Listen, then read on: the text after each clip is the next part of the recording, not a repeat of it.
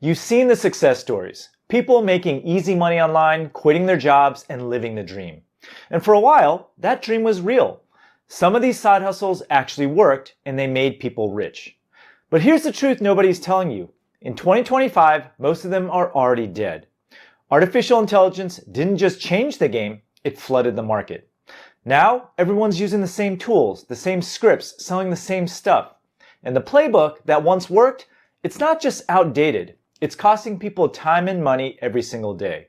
And the worst part is that some of these opportunities are still being sold to beginners, knowing that they don't work anymore. So in this video, I'm going to break it all down. Why these once profitable side hustles stopped working and what's actually working right now if you still want to make money online. So let's dive in. The first outdated side hustle is running an affiliate marketing blog that exists purely as a content site without a real business behind it. Now here's how it used to work. You'd create a blog, write product reviews, tutorials, or comparisons, and sprinkle in affiliate links. When someone clicked on a link and made a purchase, you'd earn a commission. Now, most of these blogs didn't sell anything directly. Instead, they focused on specific niches like tech, fitness, beauty, or travel to attract a targeted audience and generate passive income through search engine optimization and advertising. It was easy, low risk, and scalable, and that's exactly why so many people jumped in. But then AI changed everything. With tools like ChatGPT, anyone could start cranking out low-effort, generic content in minutes. And it didn't take long before the web was flooded with nearly identical affiliate sites offering little to no real value. Now, Google took notice and hit back hard with its helpful content update, a sweeping algorithm change that crushed traffic to many sites, especially those without a real brand or a business behind them.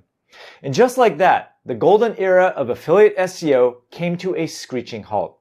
For countless creators, traffic and income disappeared almost overnight.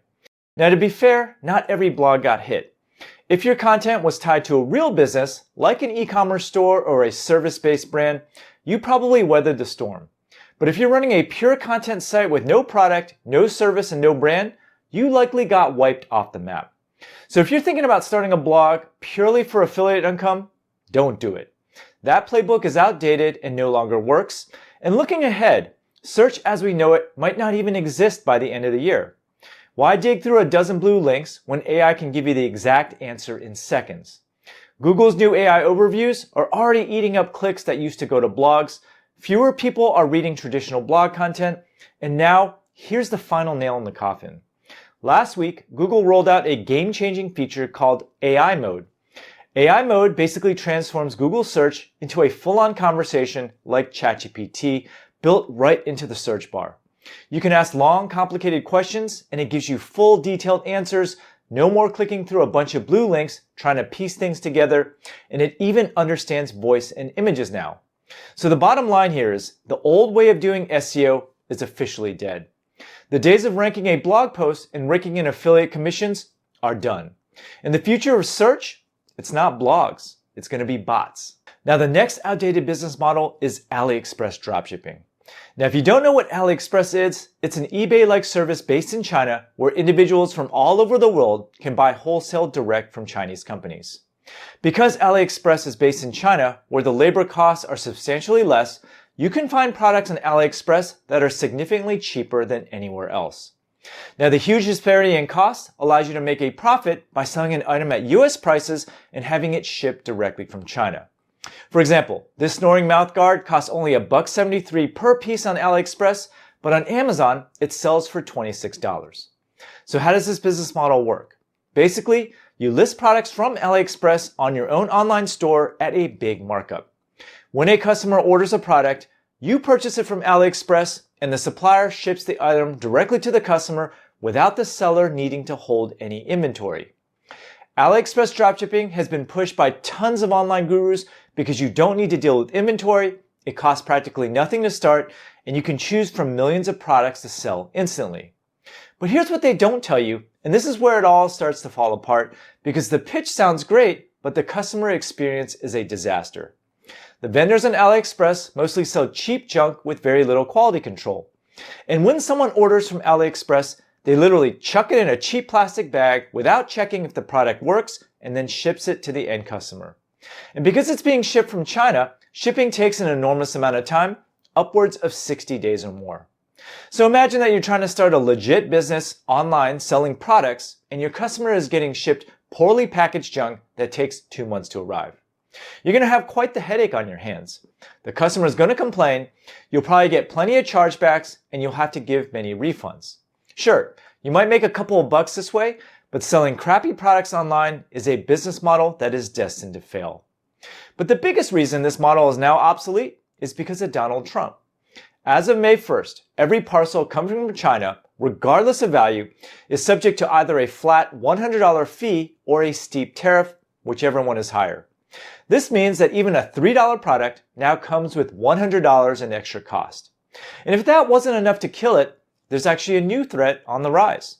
One that's crushing dropshippers at scale, and it's called Temu, a US-based marketplace offering dirt cheap products straight from China with faster shipping, a better customer experience, and rock bottom prices. This company blew up after a Super Bowl ad and now pulls in 1/3 the traffic of Amazon. So what happens to AliExpress dropshippers now? They're stuck selling the same junk as Temu, but with slower delivery, higher prices, and no control over quality. Yet despite all this, fake gurus are still pushing this model on YouTube, TikTok, and Instagram, promising easy money with zero inventory. And they're not just wrong, they are knowingly misleading beginners because anyone who runs the numbers can see this model is toast. So don't fall for it. By the way, if you want to learn the right way to sell products online, make sure you sign up for my free 6-day e-commerce mini course below.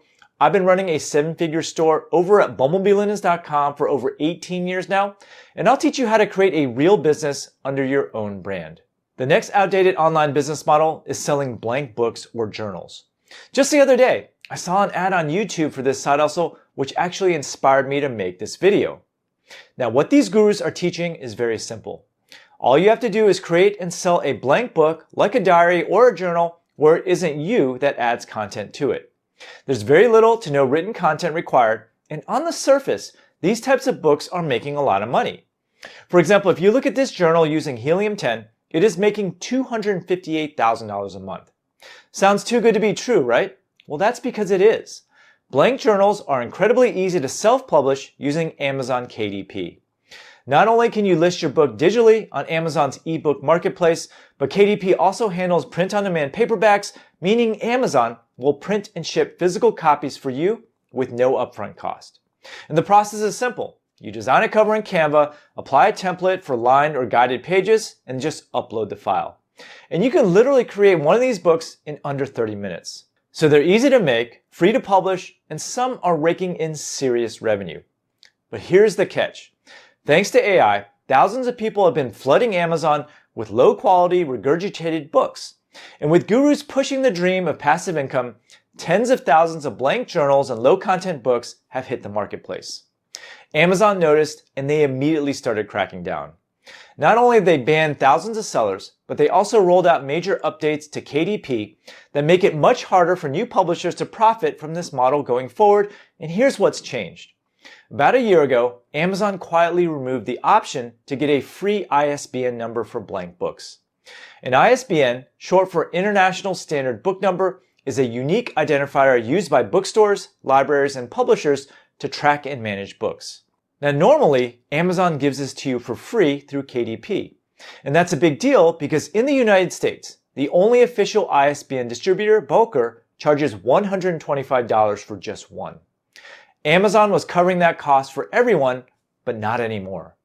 Now, if you're publishing a low-content book like a blank journal, planner, or logbook, you're on your own. Sure, you can still publish the ebook version without an ISBN, but who's going to buy a blank journal as a Kindle file? No one.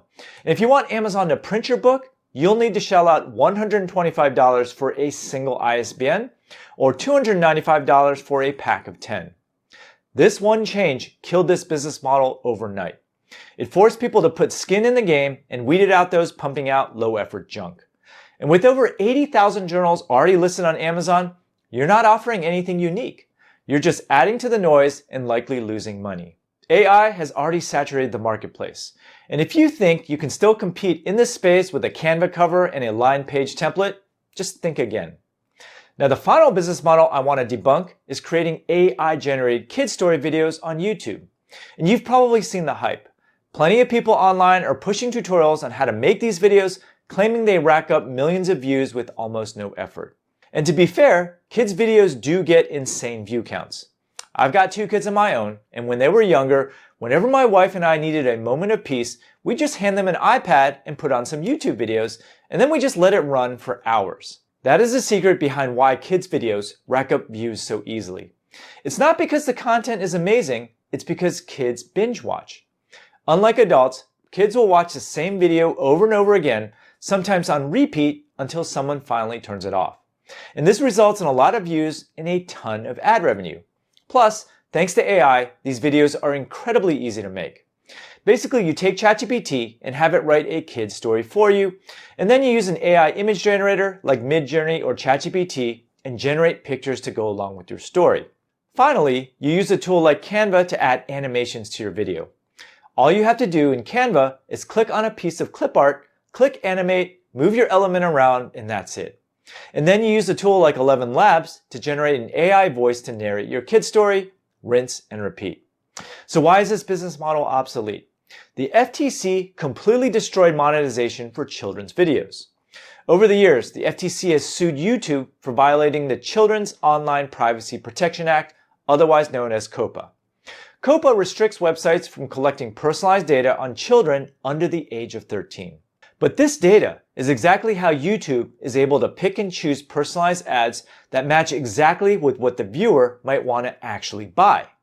So thanks to the FTC, Google is no longer allowed to collect this data, which means that they can no longer charge a lot of money for advertising on these videos, and by less, I mean 100 times less in most cases. For example, my videos typically get around $20 to $40 RPM, which means that I make about 20 to 40 bucks per 1,000 views.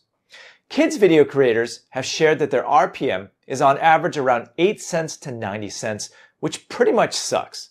Let's say you have a kid's story video that gets 100,000 views with an average RPM of 50 cents, you would just make $50. Now 50 bucks isn't bad, but when you factor in the cost of AI, it's no longer worth it. Let's say you create a 5-minute long kids video. You probably need at least 30 pictures from Midjourney, which costs money, and then you'll need to animate them in Canva, pay for an 11 Labs subscription, and then put it all together in video editing software.